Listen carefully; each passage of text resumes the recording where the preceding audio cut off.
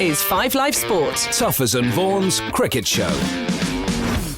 Welcome to Tuffers and Vaughan. 1-1 in the Test series in India, but it's England's rotation policy that's getting everyone talking. Michael Vaughan, first of all, have they got it wrong? Yep, they have. Far too scientific for me, chappers. When you're resting Jimmy Anderson, Dominic Bess and Joss Butler's sent home having gone 1-0 up. Jofra Archer, he was injured, so I completely understand that. But when you're resting three players from the brilliant first Test performance for the second, I can't agree with that. Okay, if it's too scientific for Michael, it's probably too scientific for you, Tuff, isn't it? But Moeen Ali's going home. Will we see him play? No, it's not. Will we see him play Test cricket again? Well, who knows? I think he's still got a lot to offer, but he's 33 years old now. England will only play one spinner this summer, and that's going to probably be Jack Leach. Then it's off to Wazzy, where finger spinners don't have a great record. So, yeah, it could be.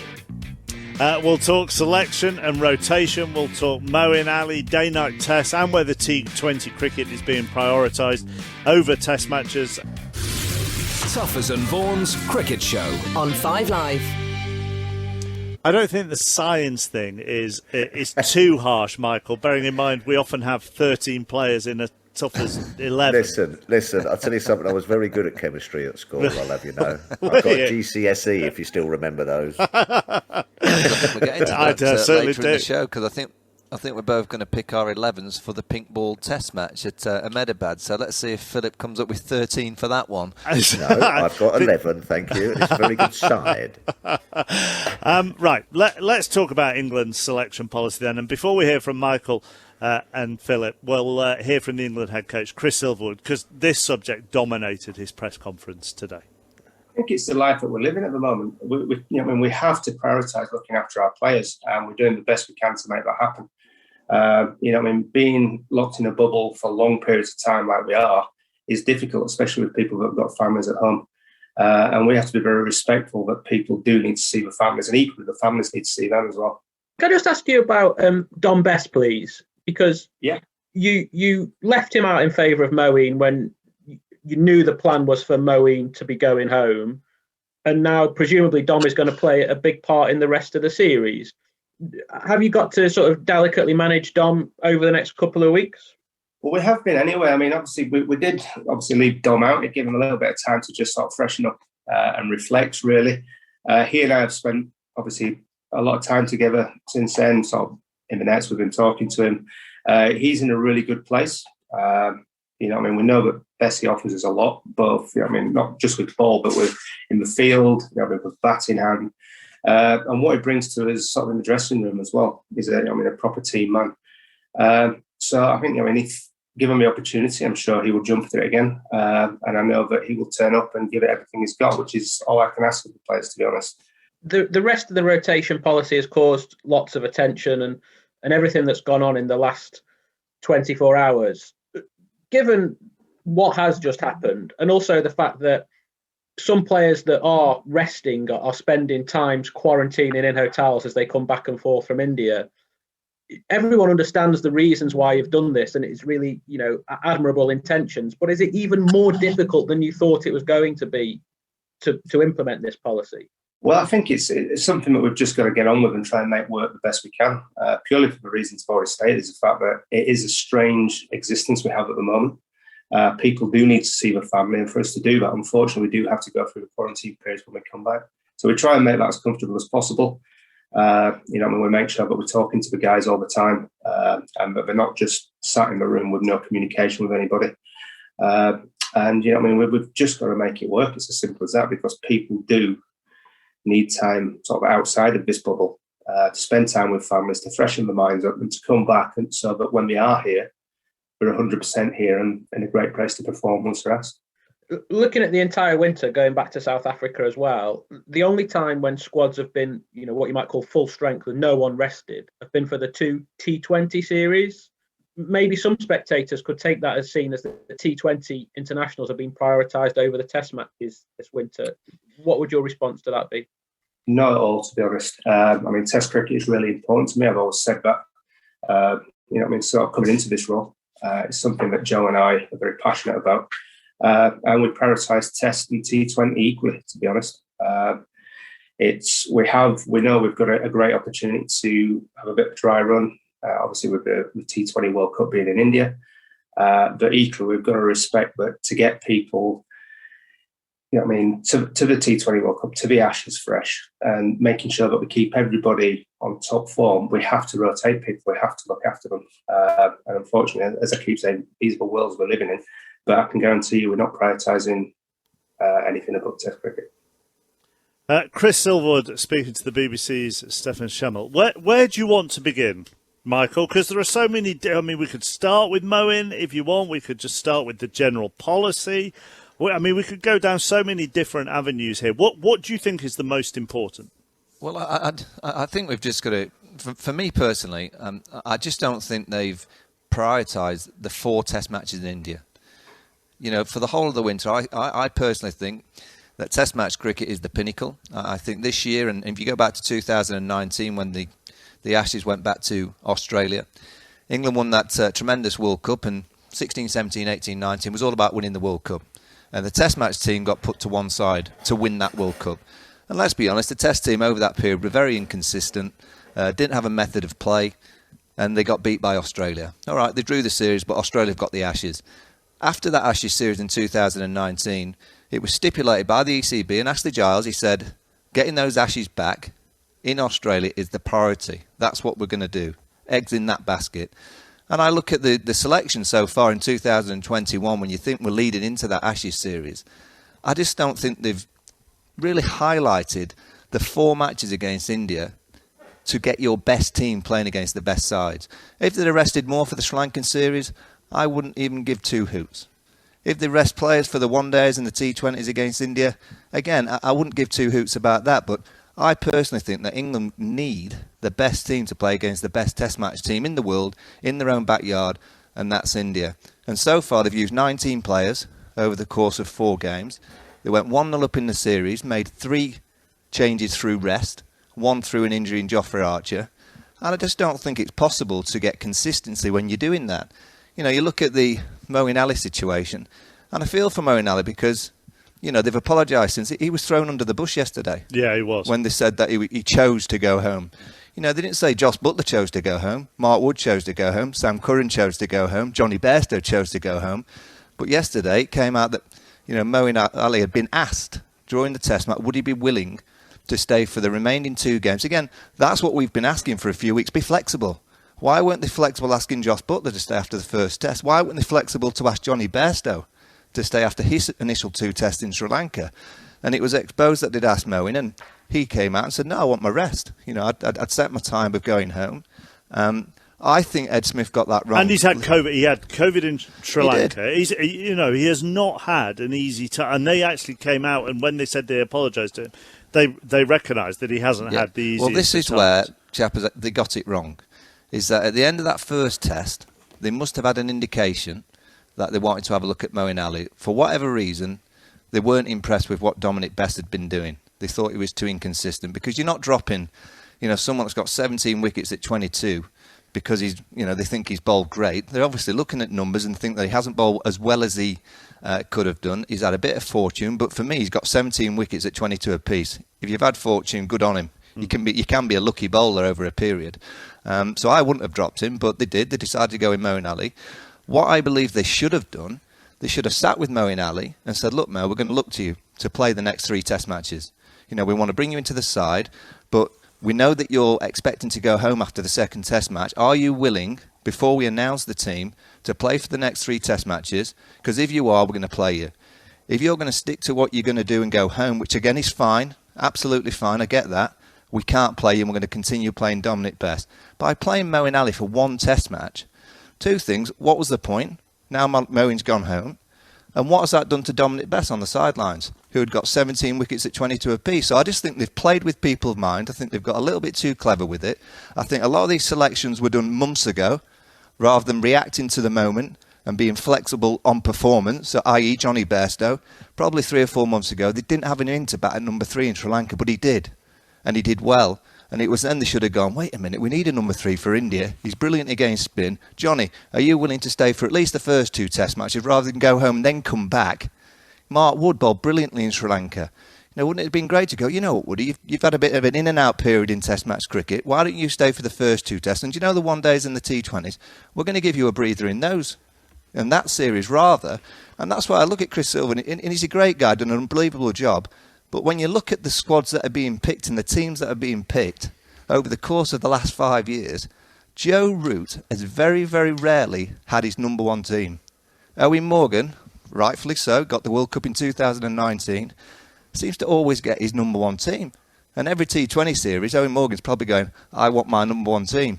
Whereas Joe Root, and you look at what may happen in May, June, particularly at the end of May, Chris Woolwood has mentioned that if there's England players in the IPL final, it may be that they miss that first test against New Zealand. How can that be right?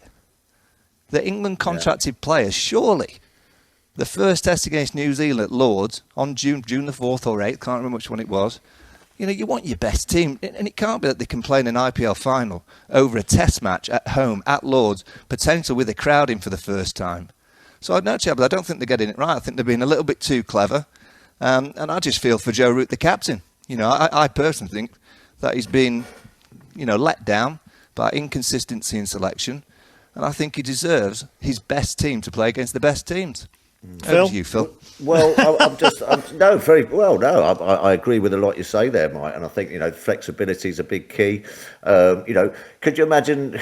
Imagine if Josh Buttler had scored a double 100 in that first Test match, or someone scores a double 100 and then goes home. Would it be the same case? When England turn up to face Australia, will there be people resting? I think you're right. I don't think that they had a great opportunity going to India to really sort of stamp, what they were about as a Test team.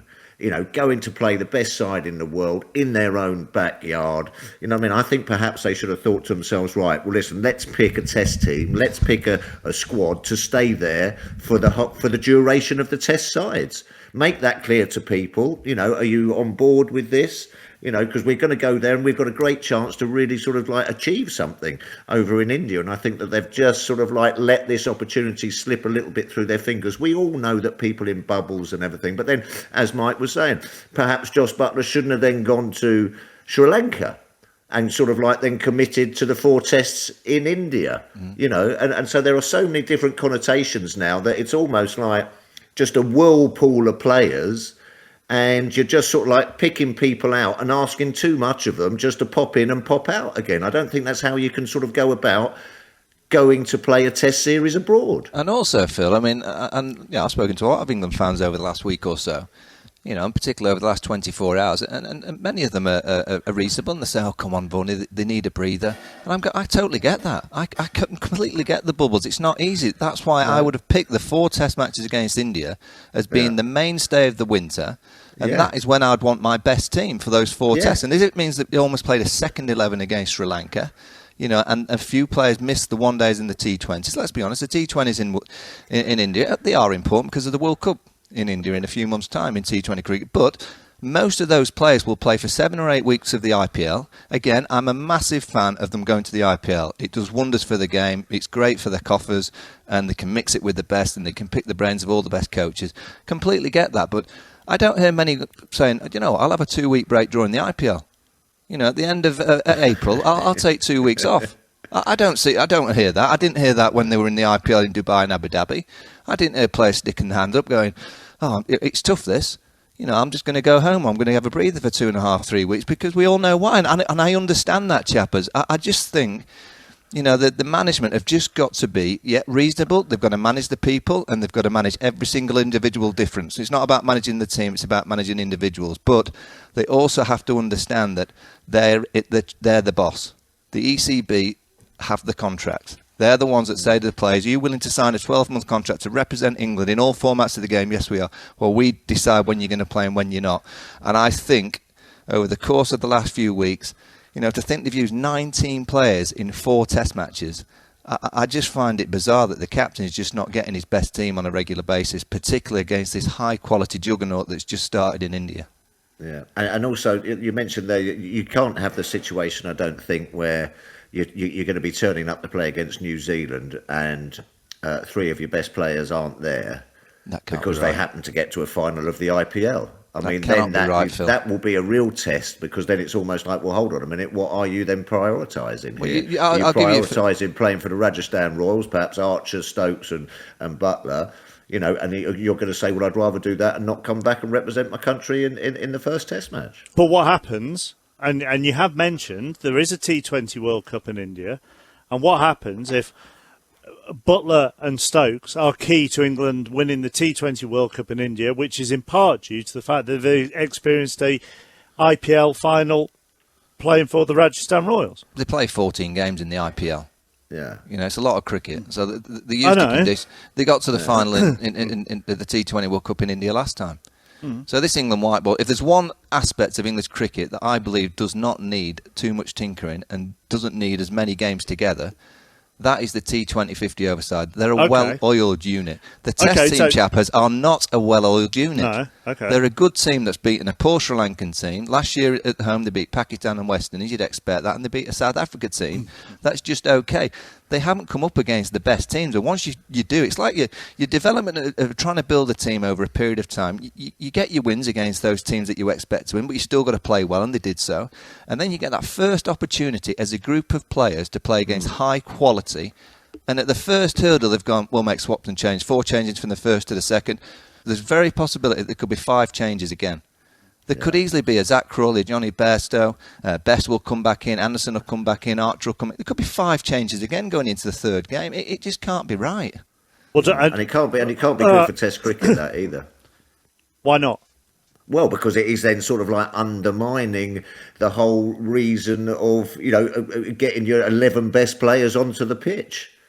You know, it's not like a game of football where, you know what I mean? You know, there are players of similar standards. You know, the Josh Butlers of this world and these kind of people are the world-class players. So, as you say, if they go into a Test match against New Zealand without the Ben Stokes, without the Josh Butler, without these kind of guys, it's almost saying, well, you know, we're not playing our best side. You know what I mean? It's a bit like the FA Cup. Oh, we're not taking this seriously, and you've got to. You know what I mean? You've got to. You're absolutely right.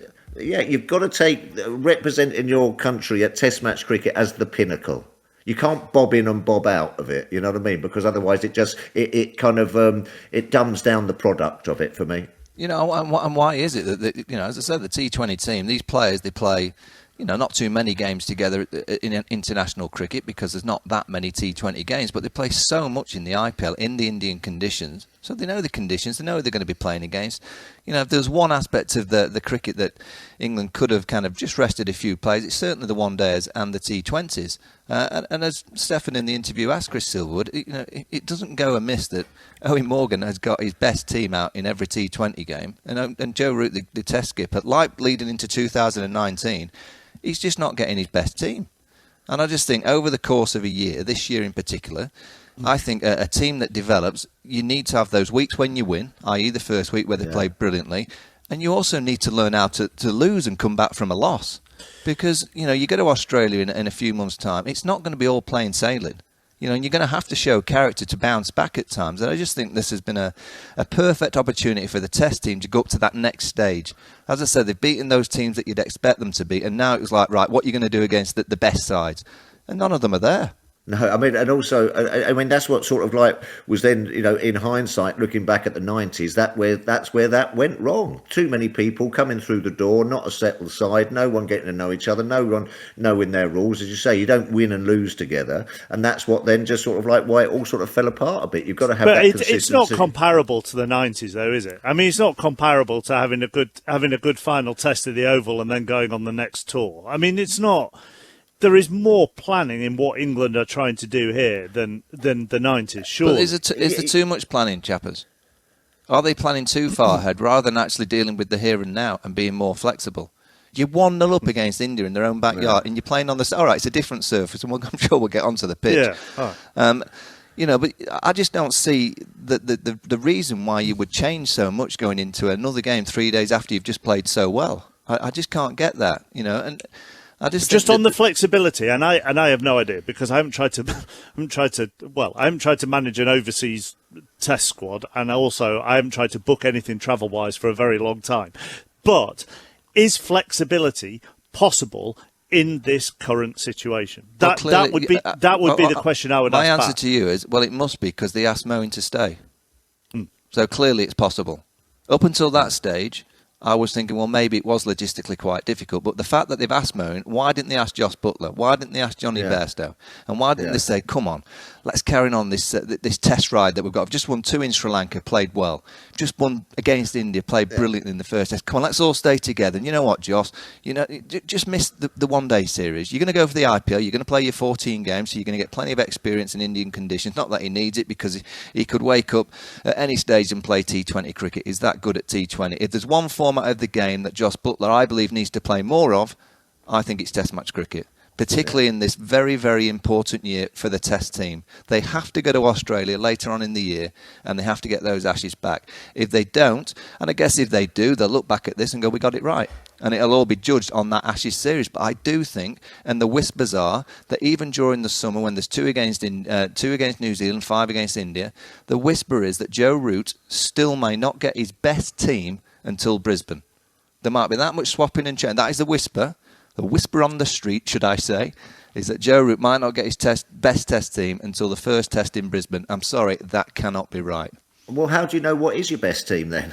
If you keep chopping and changing it all the time, you haven't got anything to sort of like base that on. I think the other thing is that also that you've got to sort of think that, right, if it's all been mapped out beforehand, that Johnny goes home, Josh does this, Moeen stays for 2 and then goes back and everything, well, that's absolutely fine. Because that is sort of like how it's been done. It's in your brain, and that's what you can then cope with as a player and a squad and everything like that. But then to start sort of wanting to chop and change it sort of like halfway through, then you can't do that. You've either got to say, right, we're taking 17 people to India, and that's the team, and that's the kind of people we're going to take, and you're all going to be there whether you're selected or not and in bubbles or not. Or just stick to that, and then don't ask people because they've bowled well or batted well, can they stay on a little bit? They did ask Moeen Ali to stay on. It's completely unfair on Moeen Ali. It was wrong of them to... They've apologised for using the word chosen to go home. Yes. But I just can't understand how they got themselves into that position before the Test match.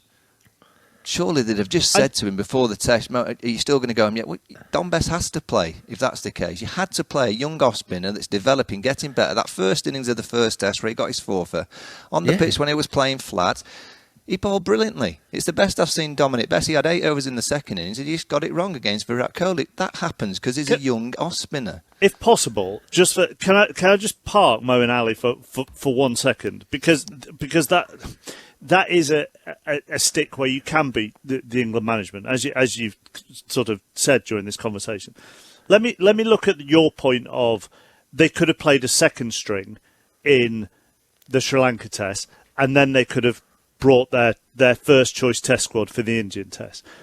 Is there a benefit to actually not doing it like that, but doing it as they've done it, so that when Ben Foakes comes into the Test team in India, he's got some of the experienced Test players around him, or Ollie Stone maybe, who can bowl with Stuart Broad, so that you don't actually feel like the second string in Sri Lanka and then you have the first choice group of players in India, and actually some of those players who are trying to make their way in the Test side can benefit from the experience of playing alongside some of the first choice players. Well, I think 2 years ago you'd have said that's possibly right, but many of the senior pros just play Test cricket. So Joe Root's not in the T20 team anymore, so he was always going to be there as a skipper. Broad and Anderson, just Test players. Dom Sibley's just a Test player. Crawley's just a Test player. Ollie Pope's just a Test player. So there's many around the team that are just Test players. I just think the best players, I believe that they should have been available for all 4 Tests against the best team in the world. I personally, Ben Foakes had played the 2 Tests in Sri Lanka. I don't think it'd have made much of a difference. I think he's that good behind the stumps. We saw that in the Test match he's just played. And you could argue that, having Ben Foakes behind the stumps didn't make much difference. And behind the stumps it didn't. But I know that India feared Josh Butler. And they feared him in that first Test, and in the second Test, when they arrived at the ground, they knew Butler wasn't playing. They thought, that's good. Do they fear Ben Foakes with the bat? No, I don't think they do. And I think that's very important at a high level. Like, you do have that psychological edge. Jimmy Anderson, he's got the wool over these batsmen's eyes. You know, he just knows how to bowl at these Indian players. And 3 days later, the Indian batters are around. No, Jimmy Anderson. I think, thank you very much. You know, he's just had us on. I know it's a different surface, but it's just the psychology of high-level sport that those young Indian players, the Shubman Gills, the Rahanis who are out of form, you know, Pujara, Rishabh Pant, even though he just plays one way, it doesn't matter what the name is. You know, they'd arrive for that second test, seeing the team sheet and go, oh, wait a minute, there's a few in here that we're a bit surprised upon. So it would have given them a lift and they won a good toss and the pitch was in their favour. But it's just not the point. It's the point of the psychology of wanting to become a fantastic test match team. And what disappoints me more than anything is they're on this pathway of becoming very good. And at the first hurdle, when they've got the opportunity to play against the best, we're not going to see them. We're not going to see them all together. I just wanted that chance to see England at their best against India over 4 matches to see what would happen. And look, 2 matches to go, day and night, anything's possible. But I just wanted that real core group that's played so well together over the last year and a half. Pick your best team to play against the best sides. I don't think cricket has changed so much, Chappers, over the years that you wouldn't want that. No. I must admit, though, you know, as you say, this England side has been on its pathway, and it has been managed very well in awkward times. And you know, they have, you know, everything they have done has gone kind of well, hasn't it? You know, the way they've been looking out for players and being proactive and looking after the mental health and getting people in and out and what have you. It has gone well, and they have sort of stuck their hand up and sort of nailed their colours to the mast that this is the way they're going to do it. This time, it's just a feeling of sort of like, oh crikey, England were 1-0 up. They were on this pathway. They'd won 6 tests out of 6. They'd gone to India, smashed India in the first test match, and then it sort of like very, very quickly all fell apart in the second test match. So I do give them credit, but it's just sort of like, it's almost like what might have been. But that's why it's frustrating, Phil. That's why it's really, because they've done so many good things. And the test team, you know, from 2019, when up until 19, they played this risky brand of cricket, and it was the wrong way to play test cricket. They really are trying to play test match cricket the right way. I know they've just been blown away, and they got completely outskilled over the 3.5 days by a very good Indian team. But you know, they are on a pathway of doing something, this test team. That's what the England management and selectors would say. We're on this pathway to doing something great, and that thing that we're going to do great is win the Ashes. But playing India away is not important, Chappers. I'm not saying that. Well, that's what they're saying to me, that it can't be important. And the one-day series and the T20 series and the IPL is as important. How can it be as important as test match cricket? How can it be? If we're in the world now, just come out and say, you know what, test match cricket is now on an equal level playing field as T20 cricket. I know there's a huge amount of fortune, and I love it. I love the game of T20 cricket, but the day that someone tells me that test cricket is on the same level as T20 cricket, I'm afraid it's the day I go and sit in the garden. Yeah, we're going to be in a bit of trouble. I'll make you right on that. Test match cricket does have to be the pinnacle. And if at the end of May, 4 England players are staying in the IPL final to represent their franchise in India rather than getting on a plane to come home to play in a test match against New Zealand at Lords. Again, Chappers, I'm sitting in my garden. That cannot be right. No. It can't be right that the IPL, they're going to play all these games, which is great. They can play up till May the 20th, whenever it may be.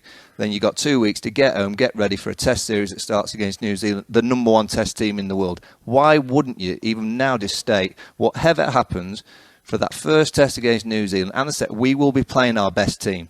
We're preparing for the Ashes and we want our best team to be out there. I just can't get why you'd even consider mentioning that if they get to an IPL final, you know, we may be not with our best team for a game against New Zealand at Lords. Someone's paid £100 for a ticket. They arrive. They're in India. Oh, okay, that's fine, isn't it? Can't be right. I think that perhaps it can't be right. Charge £100 for a ticket, though. I mean, especially if you sat behind a post. To be fair, it might be only half full. It might be 200. Go on, Tuffers. I think that then they've almost what they've got to do is make their plans a little bit clearer as well, especially about that IPL. That if you do, you know, we will let you go to the IPL so long as then, you know, blah blah blah blah, and you can come back and be quarantined or whatever's going on then. But then it must be put in place that, you know, even if you are in the final, we are going to have to call you back. You know, we are your bosses. Well, just simple date, Phil. By May the 20th. You have to be back by this. Do you think, and you know, I am having to put other points of view here and play devil's advocate as well, but do you think you are both looking at this from different eras, and that in the modern era, I know they're the bosses, the ECB, and I know they all have central contracts and this, that, and the other. But simply in the modern world, you cannot tell someone, right, you have to do this. There has to be some give and take. Don't sign your contract then, in all of this. Don't sign your contract, simple. And it's not that you're giving them nothing. You've got to think back to the day when the IPL started, and we on this show went, the players have to go. They have to be allowed to go and play in the IPL to further their skills, to make the money. You know, it's not fair that all these other players around the world were getting the contracts and England players weren't. We on this show were the first to say, get the England players to the IPL. It's going to improve the white ball team, and they've done that, and it has. But now it's gone too far. You know, back in the day, they weren't allowed to go. Or if they did, it was like a small window. None of the franchise wanted to sign the England players because they weren't there for long enough. Now they've got the opportunity to go for the majority, of course, and the better players and the world-class stars with the white ball.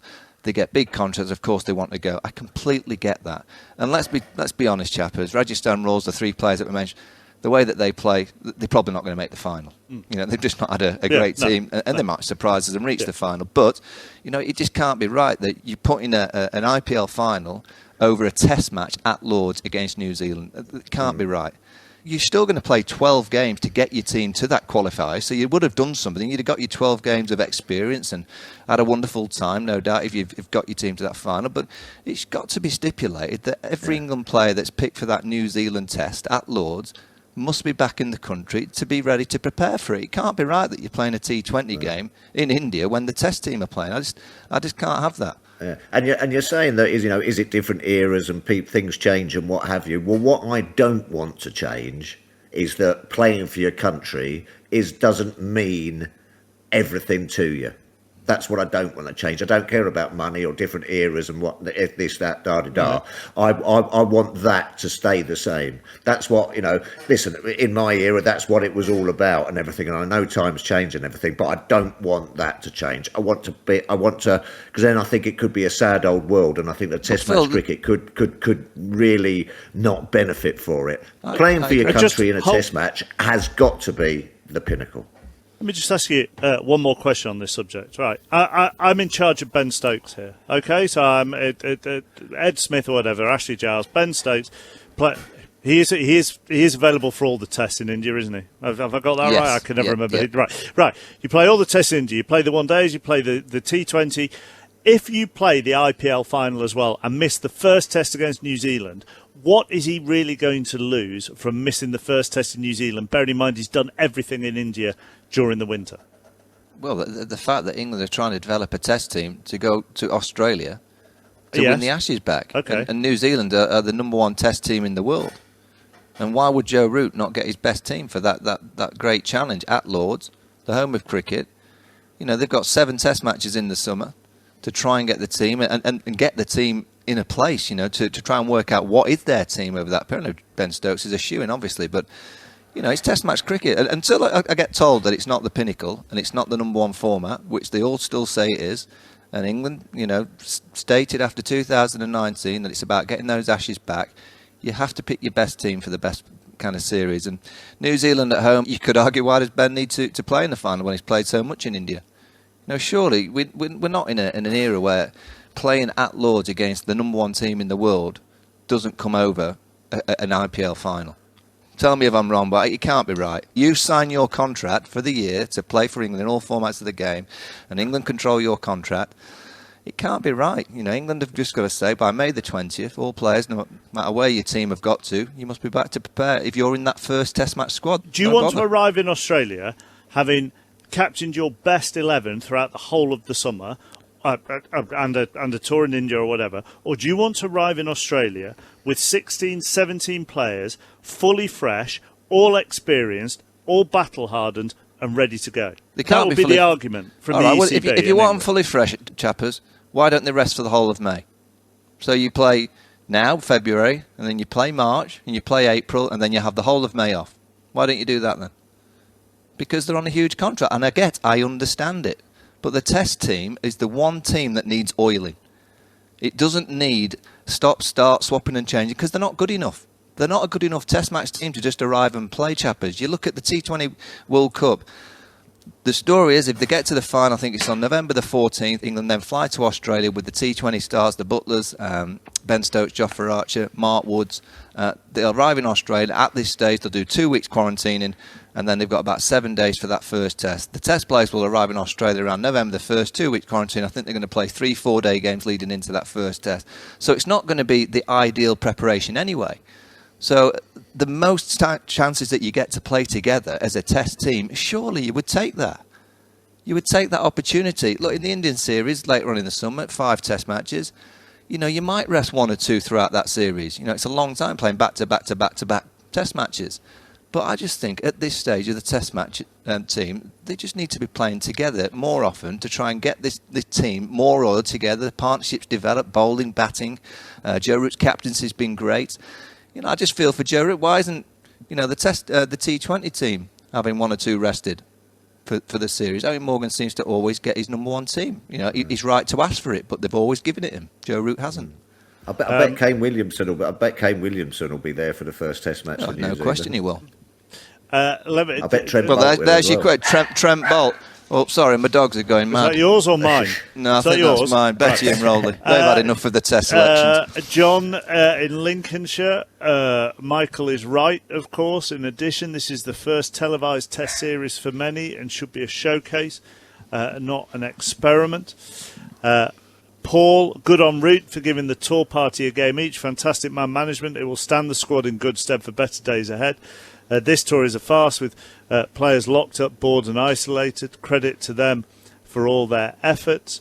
Alex, this is dreadful. I'm assuming he means the selection policy rather than the show. But thanks, Alex. Why wouldn't you? Maybe both. Why wouldn't you want to pick your best side? Paul in Barrow, this is utter nonsense. Again, I'm assuming he means the selection policy and not the show. Or maybe it's the argument. And this is a fair point, actually. We've played some brilliant cricket this winter and won 3 out of 4 test matches. Now we head into this third test of this series with a 17-man squad of fully fit players ready to go. And that, it's difficult to disagree with that sentiment, isn't it? Won 3 out of 4, but you look at the victories and it's been down to 1 player. Joe Root, the skipper, who's not getting the team that he wants. He's the one that stood up and got the double centuries, the big 100 in Sri Lanka. Been absolutely magnificent. And that's my fear for this test team. If Joe Root doesn't get a run, who's going to get the big scores? And again, there's going to be lots of swapping and changing. There's going to be new number 3s, maybe a new opening batter, could be a new number 6, who knows? You look at test match cricket history, chappers, and generally over the course of, a period, a team, you look at the early 90s and the early 2000s, the Australians, it just rolls off your tongue. The West Indies, it just rolls off your tongue. The great teams, to become a great team, you just play together so often that by the time you become great, you just know like 1 to 9, 1 to 10, and there might be 1 or 2 changes by the tactical or an injury, but it just rolls off your lips, doesn't it? The numbers that play together so often. And I don't get all this swapping and changing. I must sound like a broken record, but I'm going to carry on. I don't agree with it. I don't think it's right.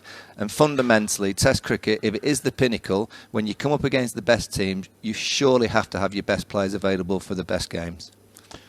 Joe Root is supportive of this policy, though, isn't he? He hasn't come out and publicly criticised this. No, he has to stick with it. He's the captain, and he's dealing with it very, very well. And the 1-1 in the series with 2 to play. So I think 2 weeks ago, if you'd have said that to us, England will win the first and lose the second, we'd have gone, thank you very much. Of course you'd take that. It's just I can't deal with all this inflexibility.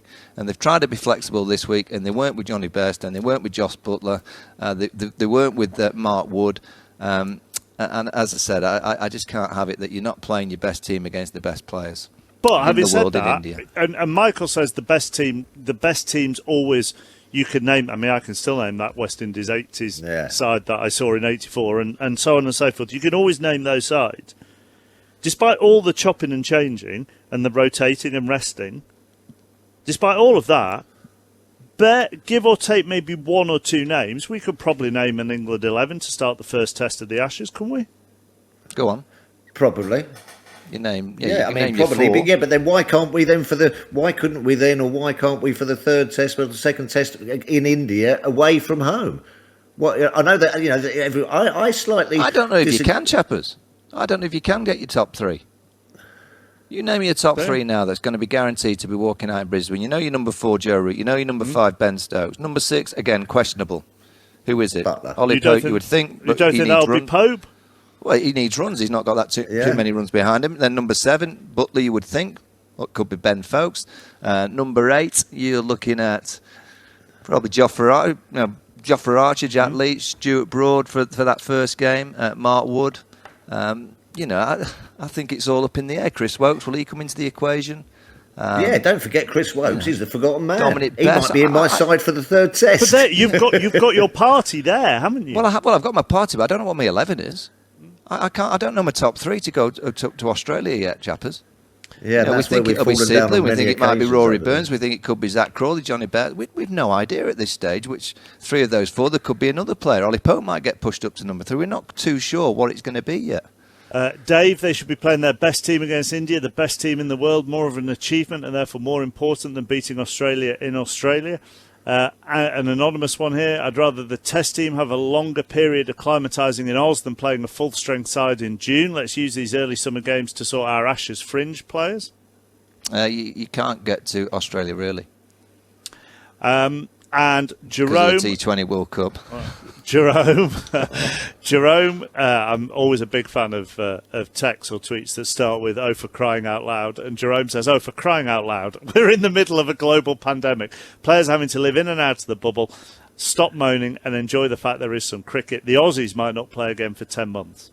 I totally agree with that as well. And as Chris Silverwood said in his thing, we are in different times and everything. But I just think that there's been a bit of a swell of opinion that I've been talking to, that people are wondering why, we've gone over to India, the best side, we've got a chance to beat them in their own backyard, so to speak, which would be a phenomenal achievement and a massive challenge. And and they're thinking, oh, crikey, I'm getting up at 4 o'clock to see this because I think we've got a chance. And then all of a sudden, a load of players aren't playing. Can I just so on February the 26th, all the one-day players go back. Right, they go on a chartered flight back to India. Those that are in the IPL potentially might not get back till May the 25th. Maybe later if they get to the final, because they're going to obviously miss that now first test against New Zealand. Will they be asking for 2 or 3 weeks off throughout that period? I think that's the kind of frustration for a few people, and I completely get that the players need rest. They can't do everything. I get that, but it's when they take the rest that I get disappointed by. And the fact that they're taking rest during the big series of the winter for me, which is the 4 test matches against India, that's what I can't agree with. Rest against Sri Lanka, rest the one days in the T20s. Again, no problem with that. But please, I just want my best team to play against the best test match team in the world as we speak, and that's India in their own backyard. It's a great development skill for your team and kind of that togetherness and that charisma. Even if you get beat, you learn a huge amount by being together when you lose. Has this argument only been exacerbated or exaggerated, or has only reared its head because of the performance in the second test? Once they didn't bat. Okay. I've said it for weeks, Chappers. I've been saying in Sri Lanka, I couldn't get what they were trying to achieve by, when they announced that Jos Buttler was going to play the first test against India and then go home. I was like, well, why did he play the 2 against Sri Lanka? Just have him for the whole 4 games against India. You want your best players against the best team. I keep saying that. I'm sounding horrible, I know, but I just can't get it. I can't agree with it, but I completely agree that players need breaks, they need rests. But it's about when you choose the rest at the right time. And when all those players go to the IPL, again, and with it, go and take it, get the best contract you possibly can. But let's see if 2 or 3 of them stick the hand up during the IPL for a bit of rest. Just one on Moeen Ali, and not this decision for him to go home. But Andrew Sampson tweeted earlier, Moeen Ali became the first player to have scored over 100+ career runs in all 6 batting positions from 4 to 9 in Test cricket, which is a remarkable stat. I mean, he's batted everywhere from 1 to 9. He's been a frontline spinner, he's been a backup spinner, depending on, there was that time where we were told, weren't we, that he psychologically didn't want to be considered the frontline spinner. Have England ever got it right with him? I don't necessarily think they have. Good question. I don't necessarily think they have. And that's why I said at the start of the show, I still think he's got a lot to offer.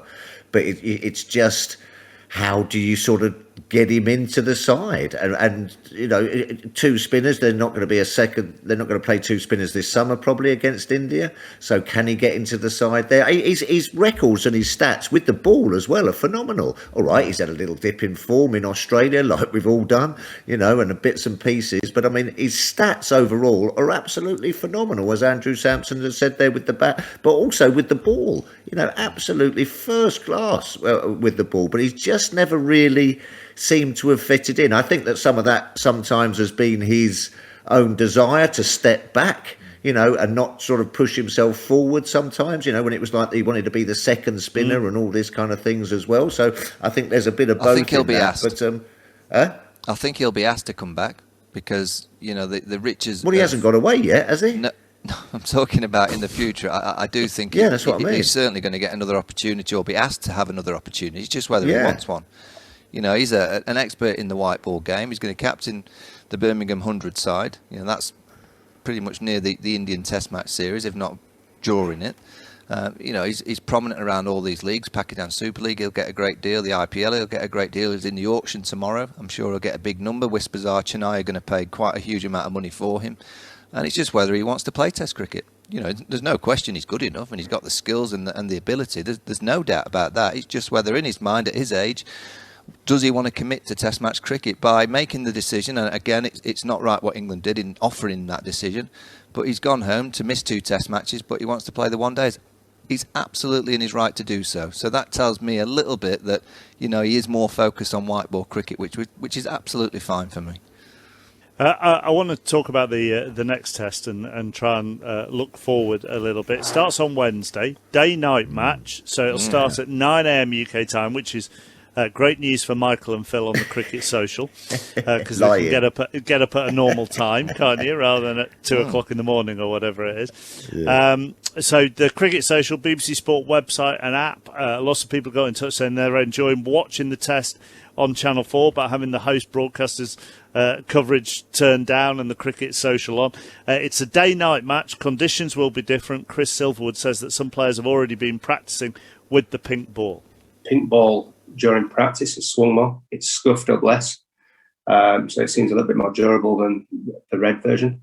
So it is. I'm looking forward to seeing one or two more people with the pink ball in their hands in the medevac to see how it behaves on their bowling as well. But I mean, watching a few of them bowl yesterday with it, it was swinging, which was nice. What's your makeup of your side then, given what Chris Silverwood has said about the pink ball swinging? I think it'll still spin, Chappers. Yeah. I don't think it's going to be a green top in Headingley. I'll tell you I can assure you of that. I do some work with Harsha Bogle, the Indian cricket commentator, and he let me into the secret of, I think the groundsman has 6 or 7 wickets to choose from, and they're all going to bounce, and they're all going to spin. So I think the bounce element will be a bit more tennis ball bounce. I don't think it'll be flying through. There will be a little bit more there, so it might encourage the seamers, but I can't imagine that India aren't going to go away from this tactic of producing a pitch that spins. We haven't even got onto the pitch, by the way, Chappers. No. You know, completely outskilled on a spinning wicket, so you'd think India will try and take England again on a pitch that's going to be spinning and back their skills against the England team's skills against spin. Come on, Phil. I've got my piece of paper. Okay. Come on. Okay. Right, opening the batting for me, I'm going to stick with Burns. Going to give him another test match to see how he gets on, so long as he has that mullet cut off, because I just can't bear to see him. and if he says no, you're dropping him if he doesn't get rid of the hair. I'm going to have to drop him instead of Crawley. But no, I'm going to stick with Burns. Sibley, Bairstow comes in at number 3 for me. Dan Lawrence is going to have a little rest. Rest Joe or Root, dropped? Rest or dropped? Huh? Are you resting him or are you dropping him? Rotated. You can't say dropped anymore. No, rotated. Root 4, Stokes 5, Ollie Pope 6, Ben Folkes 7, and then I'm going to go Bess, Leach, Archer, Anderson. So I've got 3 seamers, 2 spinners, and Ben Folkes coming in at 7. Yep, very good. Good all-round balanced side, old school. I'm going old well school. Done. and only 11 in it. So well yes, done, I've done well. I thought you might have snuck Wokesy in there and have 12. Well, listen, I thought about Chris Wokes, I thought about Chris Wokes, but and then I was going to think, well, who's he in for? He's not going to be in for Archer pace. He's not going to be in for Anderson. No. So I thought, well, do I play Wokes instead of Bess? But then I thought to myself, listen, you can't go to India and only play one spinner. So there's going to be spin in that pitch anyway. So you've got your 3 seamers, your 2 spinners. Yeah, I think that's a good balanced side. I've got one change. I'm going to go Crawley instead of Rory Burns. And the reason is, I think Ashwin loves bowling at left-handers. And I want to pack that top 4 with right-handers. So I want 4 right-handers at the top of the order to try and nullify. I know he's brilliant against both, but I think against the left-handers, he generally has them all on toast. So I'm going Crawley for Burns at the top of the order. I mean, we haven't even mentioned Broad and Anderson together with the pink ball. No. I mean, you would think... Would you? I wouldn't. I'd get Jofra Archer, and if he's fit, ready to go. If he's not, Stuart Broad plays instead of Jofra Archer. But if Jofra is ready to go and bowl with the venom that he did in the first test, I think England need that point of difference. And also, Ollie Stone, I thought he was tremendous. Yeah. I thought he was great. So, he may come into the equation. So there's a benefit to their policy. There's a benefit to how they've been doing it. Yeah, absolutely. But they still lost by 317. Yeah. It's all good for the future. Let's talk about the now. I'd won the argument. I'd won the argument then with that. Yeah, I completely. In English cricket, we are geared towards the Ashes, and in my opinion, it's right. But it's India away, and they're the series that they should be really focusing on as well, because it's a different skill, a different element. It's the toughest challenge of them all, and that's why I'm quite strong on the fact they should have had the best team there. Does Wood get in at all or get a sniff, Mike? Would he? Well, he will, yeah. I mean, they'll be talked of. That's why we're saying that first test in Brisbane, how can it be right? We haven't got a team. We don't know what the team is yet. We know 5 or 6 of them, but we've no idea who the other 4 or 5 are going to be. Here you go, Mike. Here you go. Oh, sorry. If Archer's not fit, do you play Broad or Wood? Well, with the pink ball, I'd be studying practice, and if it's just doing a little bit, I think I would go with the experience of Broad and Anderson with the pink ball as 1-1. Going to have to end it there. Thank you very much to you both. Very enjoyable. See you soon. Cheers, guys. Tuffers and Vaughan's Cricket Show on 5 Live.